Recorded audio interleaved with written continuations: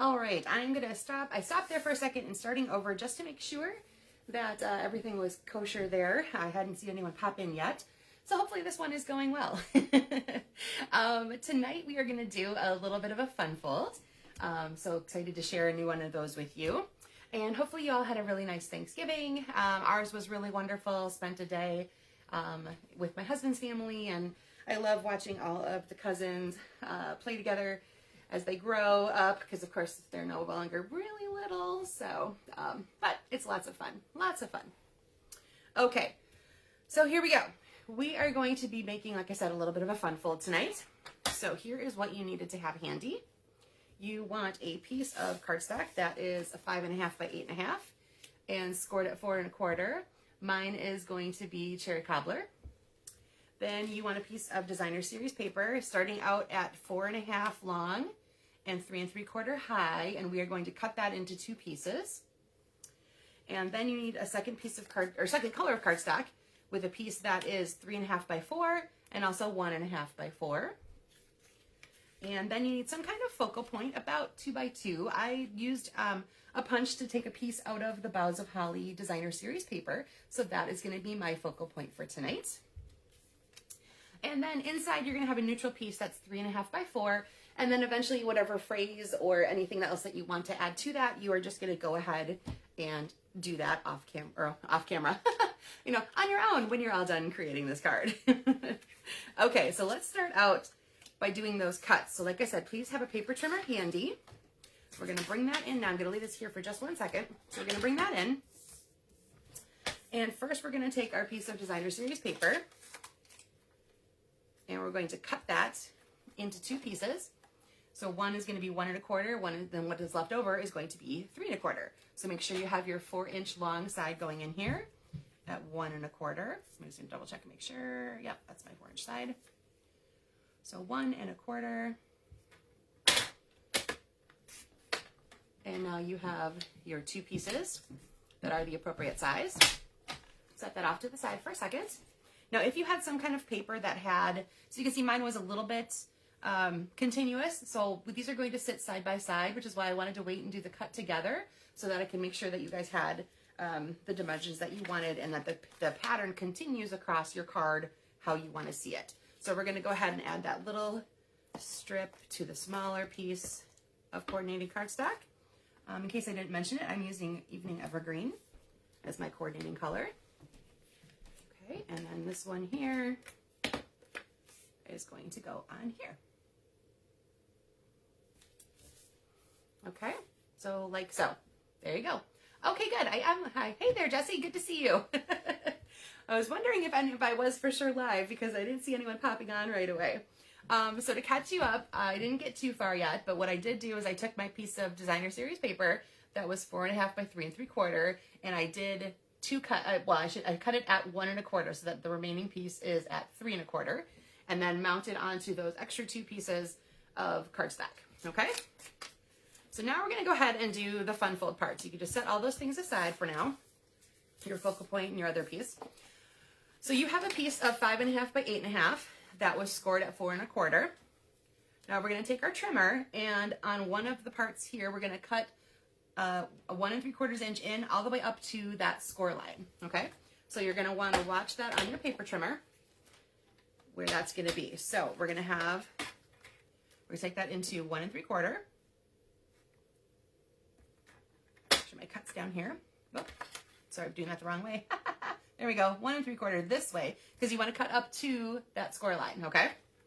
So I'm in at 1 3/4.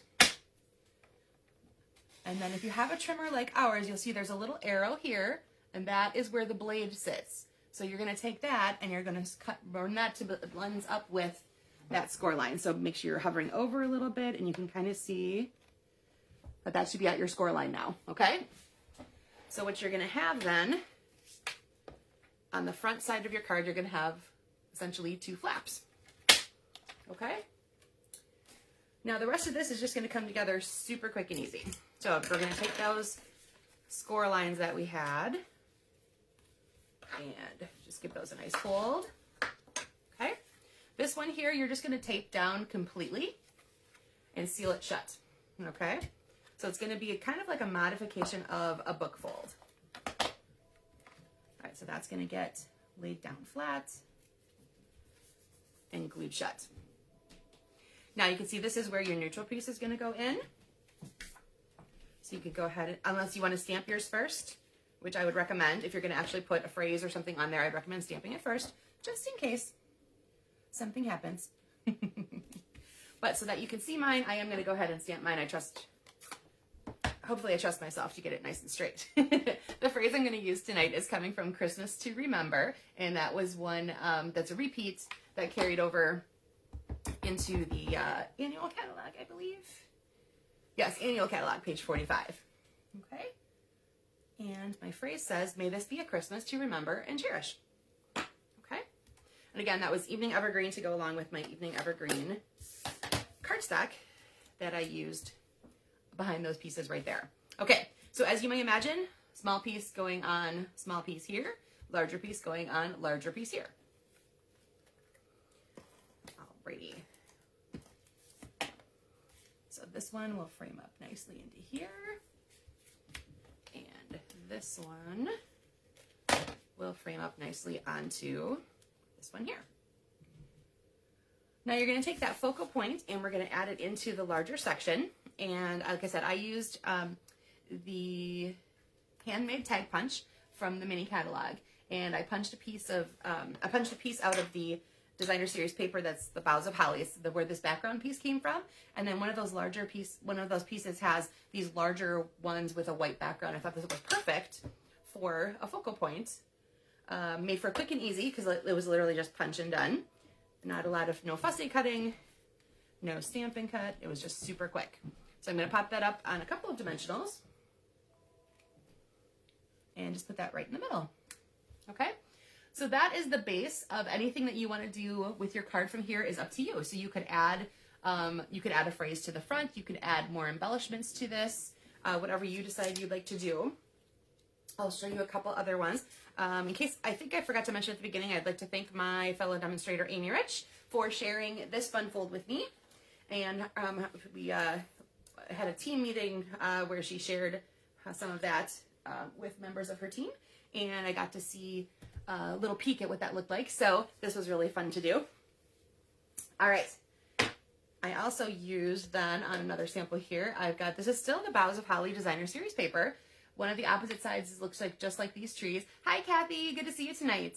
And it goes really, really nicely with the Trees for Sale stamp set. I think these blend in really nicely together. So same thing. And this one I turned into a birthday card using Go To Greetings. Then another set I've been using a couple times for you guys already was a little cheesy. So here's the stamp set, the stamp from there I haven't used yet, which is the pudding, the cup of pudding. And as you can see, I flipped the single piece to the right side this time. So it really doesn't matter which way it goes. That's totally up to you. And then the phrase for that one says, "Thanks for putting up with me." I love that little cheesy set. I think that's just so cute. Okay, let me move this one over here. Then I took Let's Set Sail, and I used a piece of designer series paper from, I forgot to write that down. One of the prints ones, Sun Prints, Petal Prints. I'm going to have to add that to the bonus when I write this down in the, when I post the pictures. There we go. Anyway, one of the background sheets is kind of this ombre looking effect with the navy blue paper. And I thought that was really kind of cool for like an ocean water type thing. So that went really nicely with what I did for the sailboat one. And as you can see here, before I tape this down, I added a little something extra to it. I wrapped some linen thread around it, add a little tag to that. So that acts as a little bit more of an interest point. So you can feel free to do some of that next time you pull those out. Thanks, Kathy. I thought this one was really fun. The mint macaron and the soft suede really just kind of make me felt a little like, mint chocolate chippy along with the whole chocolate pudding concept. So my son works at Culver's, so I'm very much influenced lately by flavors of the day that I see when I'm dropping him off at work.